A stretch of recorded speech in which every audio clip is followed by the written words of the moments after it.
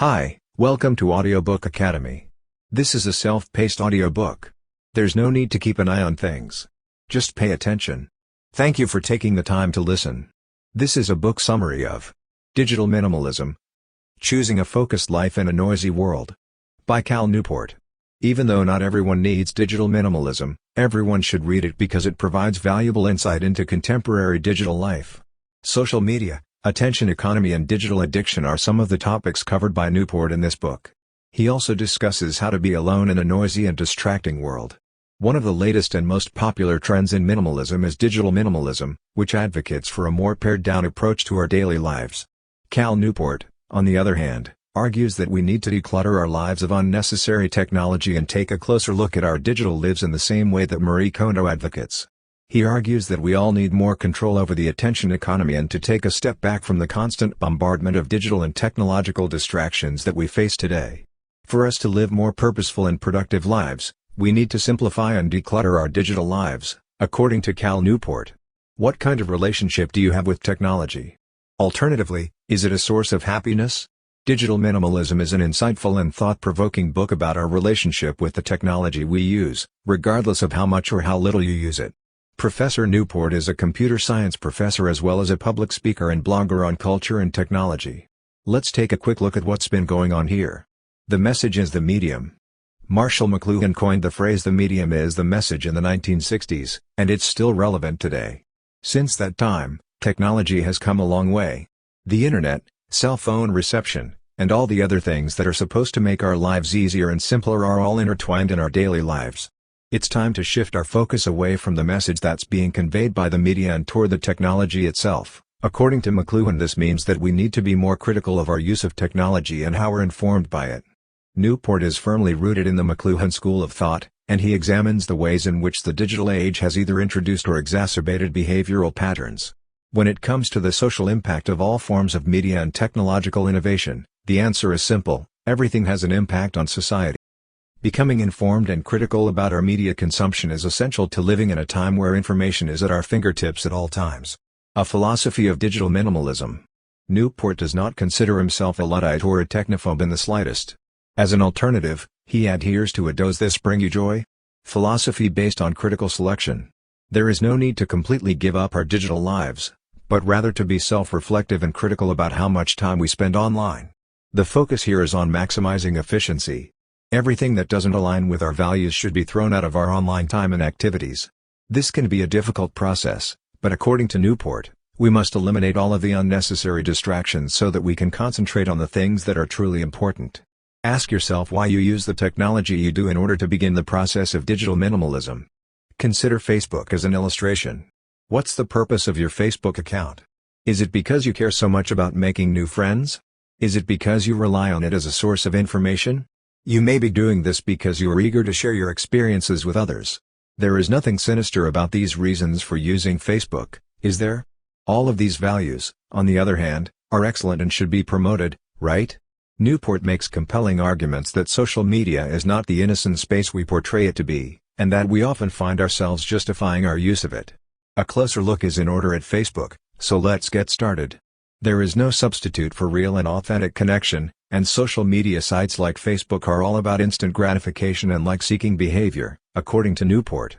The constant need to check in, see what others are up to, and capture our lives in banal ways has made us more and more reliant on our smartphones thanks to social media.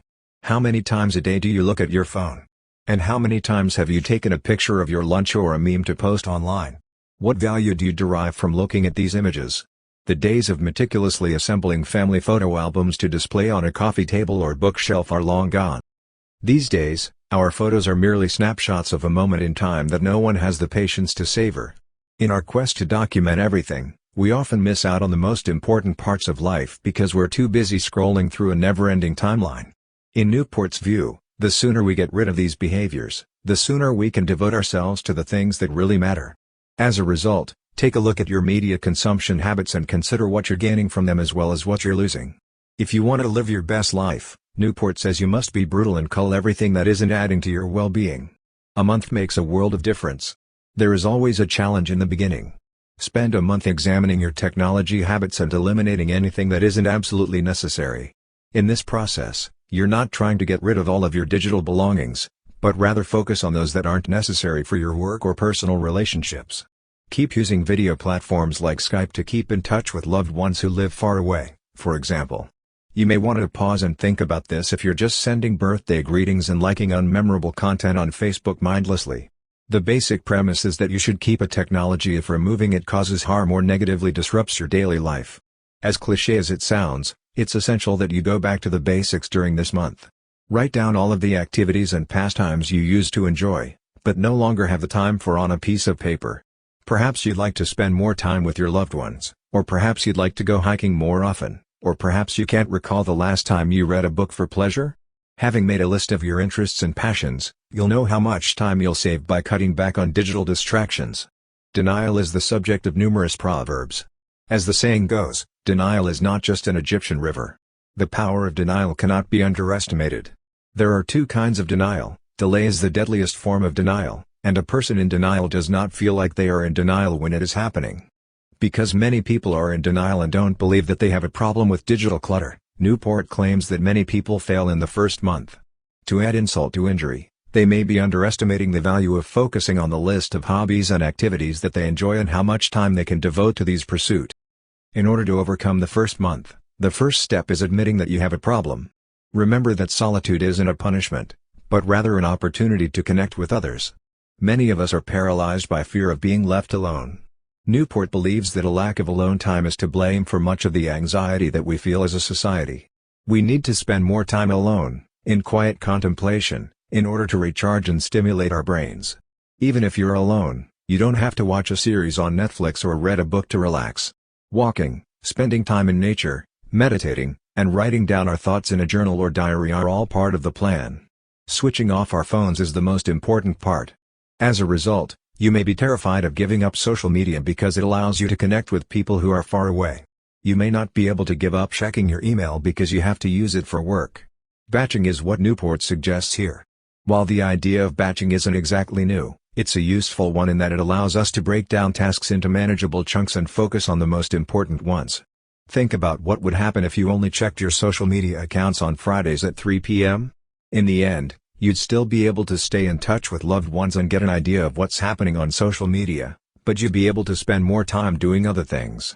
A key component of batching is compartmentalizing, which can also help manage distractions like email and messages.